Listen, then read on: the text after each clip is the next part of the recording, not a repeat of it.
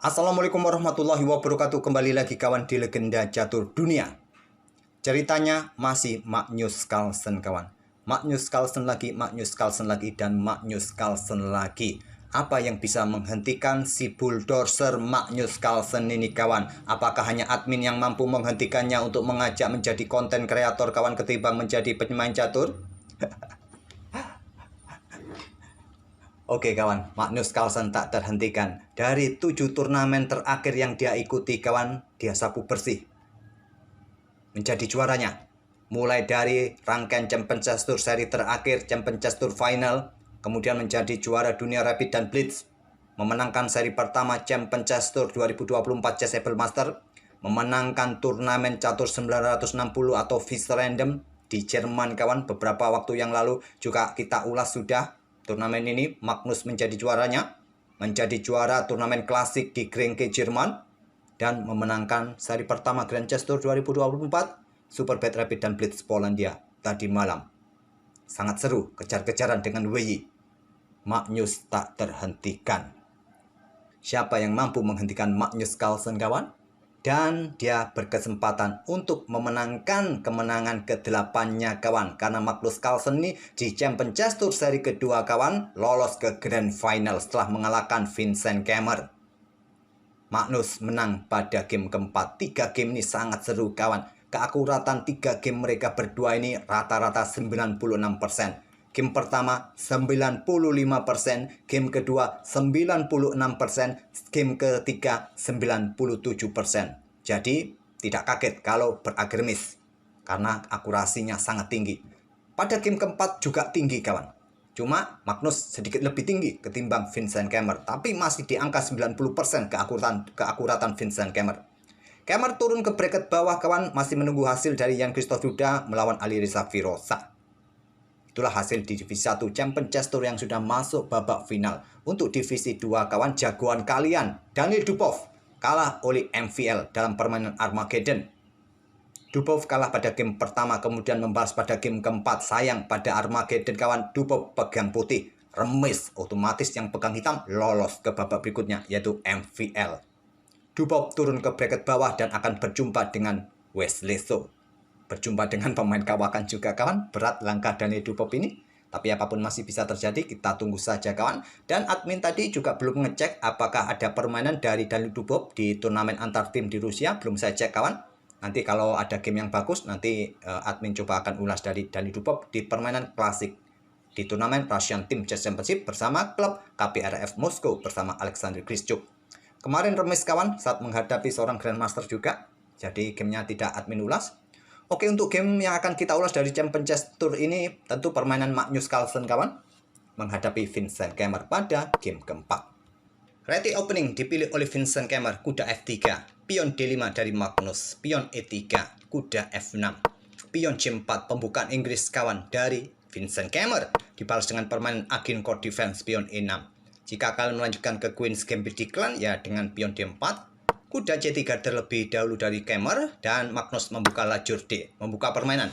Pion D pukul pion C4, gajah langsung caplok kembali pion C4, pion A6 untuk tempo, pion B5 dimainkan, gajah mendapatkan ruang di diagonal terang panjang, kontrol petak B5 juga dari manuver kuda ataupun gajah.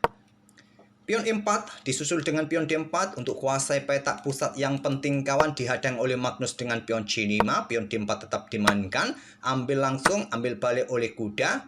Sekarang gajah D6, tidak coba ancam kuda. Petak D6 petak terkuat bagi gajah gelap kawan. Nah, di sini menteri ke petak E2, pion F4 bisa dilanjutkan langsung oleh putih kawan, atau mungkin rokade. Kemmer memilih gajah gelapnya keluar ke petak E3 terlebih dahulu. Untuk mungkin bentengnya segera dikeluarkan ke lajur C kawan. Rokade, benteng C1 terlebih dahulu, menahan rajanya agak lama sedikit di pusat kawan. Kemudian ada pion B5, gajah B3, gajah B7, gajah B7 meninggalkan pion E6-nya kawan, memberikan kesempatan Kemmer luncurkan rudalnya, bom langsung petak E6 kawan. Gajah meluncur ambil pion E6. Idenya apa untuk mendapatkan 2 pion dan benteng Magnus? Sudah cukup. Kompensasi yang didapat oleh Vincent Kemmer pengorbanan gajah ataupun kuda ini kawan.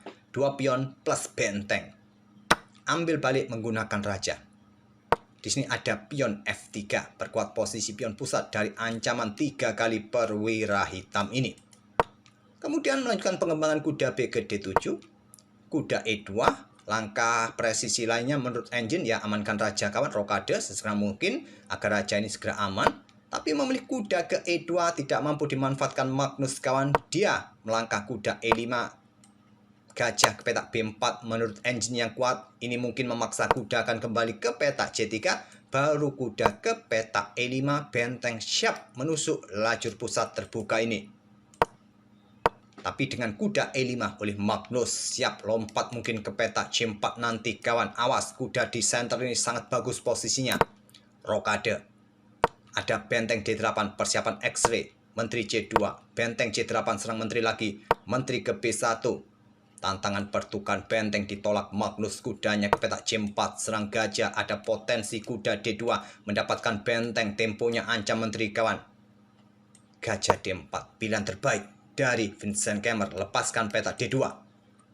Kalau menteri yang keluar kawan menghindari serangan, pion jatuh. Ataupun juga di sini jika gajah ini tetap ingin mengawal petak D2, mungkin bergerak ke petak G5 kawan. Mungkin ada pion H6, gajah baru mundur ke petak F4 menantang pertukaran. Kalau diterima berharap tidak ada lagi yang menjaga petak D2, putih juga bisa melakukan counter kawan. Counter attack yang tambah berbahaya di sini.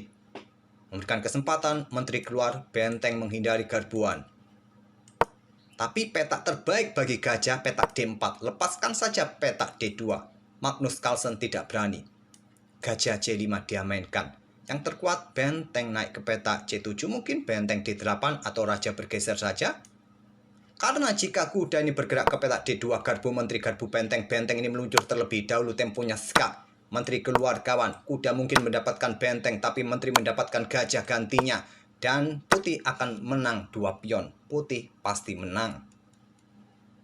Oleh karena itu Magnus sudah mengkalkulasinya juga. Dia takut, dia bergerak ke C5. Kemudian benteng FD1 dikeluarkan untuk jaga petak D2. Ada langkah kuat lainnya, menteri yang menghindar kawan, menghindari garbuan. Disusul dengan pion B3 bersama gajah nanti kawan. Kalau terjadi baku hantam terlebih dahulu di sini, ya baik-baik saja putih. Tidak ada ancaman yang berarti di sini. Kalau terbuka ya baku hantam benteng. Benteng FD1, pilihan dari Kemmer, jaga petak D2, proteksi gajahnya juga. Nah, di sini kawan gantian. Magnus membalas, bukan rudalnya yang meluncur kawan, tapi kudanya yang ngebom. Ambil pion E4, pengorbanan dibalas pengorbanan oleh Magnus. Pion B3. Kalau diambil, ya diambil menggunakan gajah. Terpaksa nanti menteri akan bergeser mojok. Atau kalian blokade dengan benteng. Mungkin mojok. Nah, gajah diluncurkan kembali. Mendapatkan 3 pion kawan. Nanti ganti perwira di sini. Masih dirasa cukup seimbang permainan juga. Pion B3 dari Vincent Kemmer.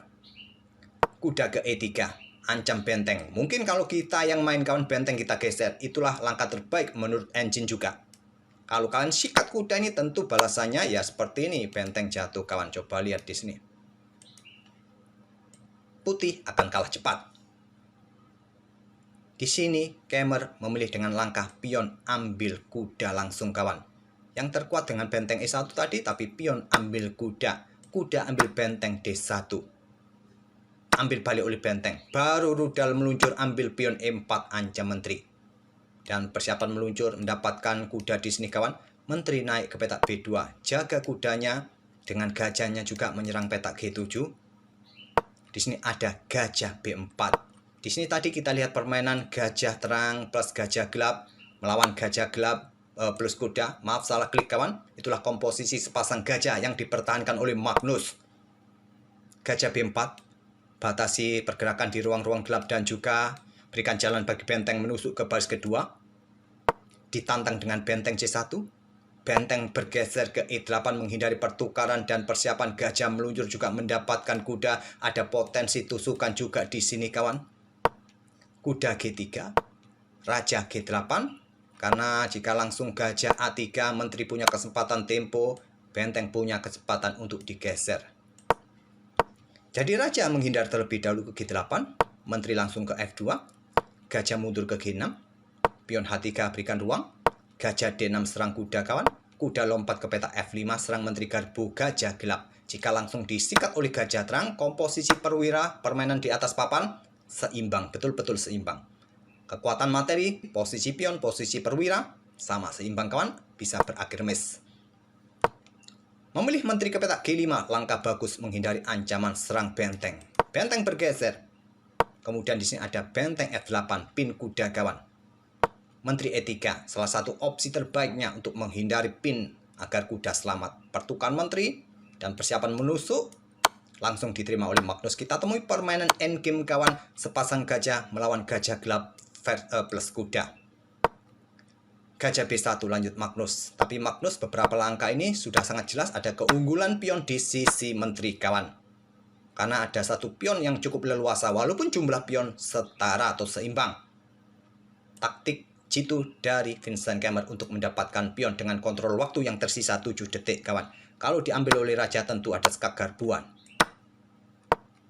Gajah bergerak ke petak J5 berbalik ancam kuda. Kuda ke F5 jaga gajahnya. Baru sekarang Magnus ambil pion B3. Coba lihat pion Magnus ini cukup berbahaya kawan. Tapi masih ada potensi remis. Gajah D4. Magnus mundur ke petak F8. Raja F2, Raja F7. Pion G4 proteksi kuda untuk mempercepat juga laju pion. Raja Putih, maksudnya Raja Magnus bergerak ke petak E6. Raja Putih E3, Gajah C2, serang kuda atau batasi pergerakan di ruang-ruang terang. Kuda mundur ke G7 skak. Jika disikat kawan, dengan kekuatan gajah gelap versus gajah terang, jumlah pion sama, permainan berakhir miss. Magnus menahan diri, rajanya bergerak terus ke pusat. Gajah B2, pion B4, kuda ke H5, Raja C4. Gajah G7, blunder kawan, jelas blunder ini. Menyerahkan kontrol pada ruang ataupun petak terakhir bagi pion ini didorong maju. Raja ke D2 untuk menahan permainan agak lama sedikit kawan, mungkin pion B3. Nanti mungkin hitam akan menyusulnya diagonal ini untuk mengusir raja. Oke, kembali lagi ke permainan aslinya. Selepas gajah gelap ini hilang kawan, maka laju pion sudah tidak bisa dihentikan. Ini cukup penting langkah raja ini kawan untuk menghentikan Raja Putih. Jadi raja maju dulu. Kuda E6. Pion B3 sekarang. Kuda C7. Pion didorong terus. Kuda skak. Raja maju ke petak B4 untuk mengawal ruang-ruang gelap ini. Dan Kemmer sepertinya kehabisan waktu ataupun juga posisinya sudah jelek kawan. Oke, itulah kawan kemenangan Magnus pada game keempat di final bertemu dengan Vincent Kemmer. Di Grand Chess Tour kawan, Vincent Kemmer ini 3 kali kalah. Kalah di permainan rapid dan 2 kali kalah di permainan blitz. Sudah tidak bisa mengalahkan Magnus Carlsen. Ya, sempat pernah mengalahkan Magnus Carlsen kawan di Piala Dunia. Tapi dibalas juga dalam permainan hari berikutnya dan memaksa ke tie breaks. Tapi Kemmer tidak berdaya menghadapi permainan tie breaks, permainan rapid dari Magnus. Oke, semoga permainan Magnus ini kawan bisa menghibur kalian. Dan kita akan bertemu di video-video selanjutnya. Terima kasih. Wassalamualaikum warahmatullahi wabarakatuh.